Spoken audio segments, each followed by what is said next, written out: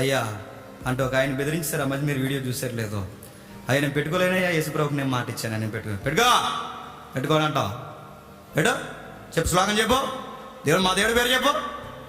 దేవుడి పేరు చెప్పించారు, బలవంతంగా బొట్టెట్టేశారు. పెద్ద ఆయనగా జరిగిన తర్వాత మంచం పట్టేశాడు. హైదరాబాద్ ట్యాంక్ బండి మీద సువార్త చేస్తున్నాడని ఆయన పేరు నేను మర్చిపోయాను. స్వామి గారు కేవలం సువార్త చేస్తున్న దుండగులందరూ కలిసి ఎక్కడో మారుమూల చీకటి ప్రదేశాలకు తీసుకెళ్ళి చక్కగా కదిలి సువార్త చేస్తున్న ఒక డిగ్నిటీ ఉన్న పెద్ద ఆయన్ని కొడితే ఎక్కడ దెబ్బలు తగిలా ఏమిటో ఆ పెద్ద ఆయనకి తెలియదు. కానీ ఈరోజు మానసిక వికలాంగుడిగా అయిపోయాడండి. చాలా మనం గుర్తించలేక. అయినా ఇప్పటికి ఏం చేస్తాడు తెలుసా, ఆ బైబిల్ అట్టుకునే కూర్చుంటాడు. అది కదండి విశ్వాసం అంటే. ఈది నెంబర్లకు భయపడిపోతాం. ఎవడో మోతుబరు వచ్చి సువార్త చెప్పరా అంటే భయపడిపోతాం. చివరికి మనం ఎక్కడికైనా ఫంక్షన్లకు వెళ్ళేటప్పుడు, అది క్రిస్టియన్ ఫంక్షన్ అయితే మళ్ళీ బైబిల్ ఎట్టుకెళ్తే మన డిగ్నిటీ ఎక్కడ తగ్గిపోద్దని మొబైల్లో బైబిల్ చూడడానికి వెళ్తాం. ఎంత డిగ్నిటీయో మనకి. నేను అడుగుతాను, నాకు డౌట్ వచ్చేస్తుందంటే వెళ్ళటం చెప్తాను, నువ్వు క్రైస్తవుడేనా? నీ చేతిలో బైబిల్ ఉండాలి, నీ నాలుక మీద ఎప్పుడు యేసు దేవుడు అన్న మాట ఉండాలి. నువ్వెప్పుడు ఎక్కడ ఏది మాట్లాడినా ఆయన సువార్త వరకు మాట్లాడాలి. ఆయనకి మాట ఇచ్చాం బాప్టిజంలో, ప్రభువా నువ్వు వచ్చేంత వరకు లేదా నేను చచ్చేంత వరకు ఈ గొంతు నీ కొరకే మాట ఇచ్చాం. ప్రభువా నీ రాకడ జరిగినా నా రాక ఇక్కడ ముగిసిపోయినా మరలా నీ కొరకే బతుకుతానని మాటిస్తున్నాను ప్రభువా. నీకు బాప్టిజం ఉంది. ఇదిగో ఇక నా యందు జీవించేవాడు నేను కాదు, నా యందు జీవించేవాడు సాక్షాత్తు ప్రభువు అయిన యేసుక్రీస్తు అని మాటిచ్చు. అతనేషియా మాట కట్టుబడ్డాడు. స్నేహితులందరూ వచ్చారు, ఓ మాట అనేవారట పదే పదే అతనేషియా సేవలో. నేను ముగించేస్తున్నాను.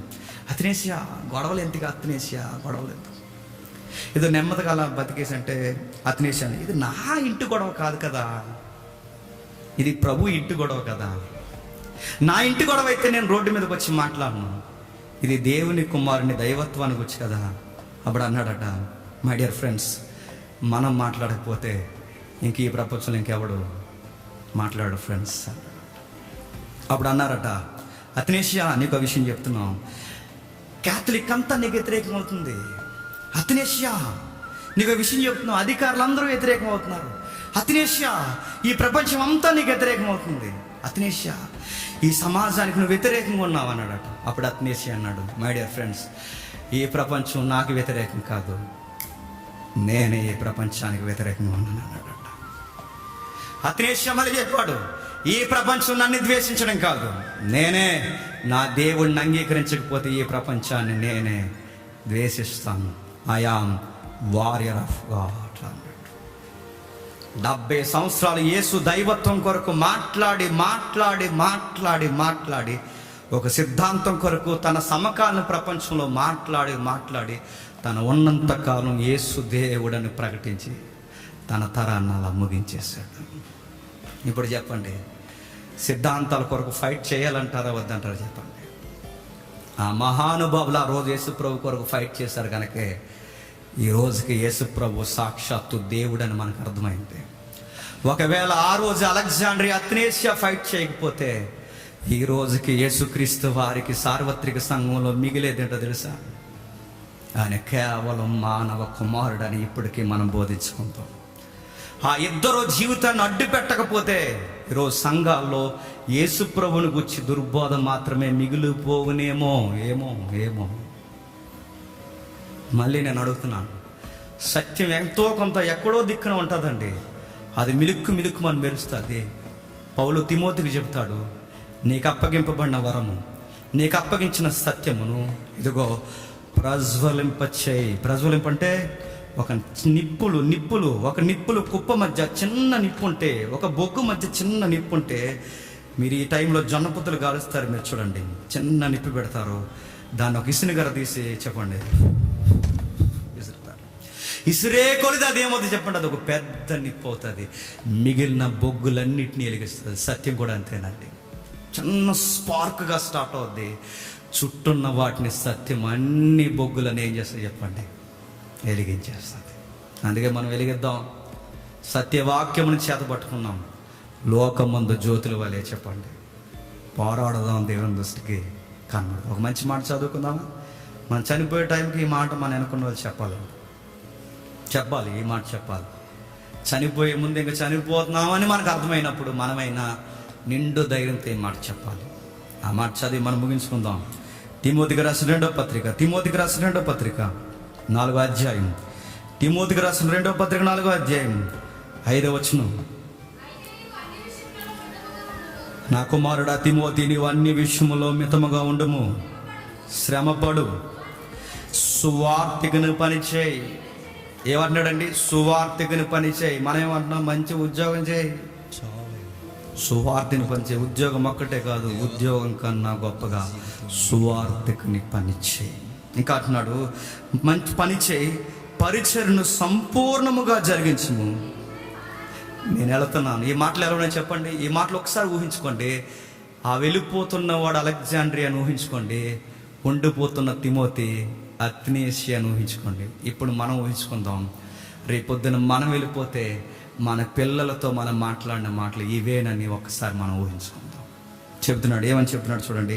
అయితే నువ్వు అన్ని విషయంలో మితముగా ఉండుము, శ్రమపడము, సువార్తికుని పని జరిగించుము, నీ పరిచర్ని సంపూర్ణంగా జరిగించు. నేను ఇప్పుడే ప్రాణార్పణముగా పోయబడుచున్నాను.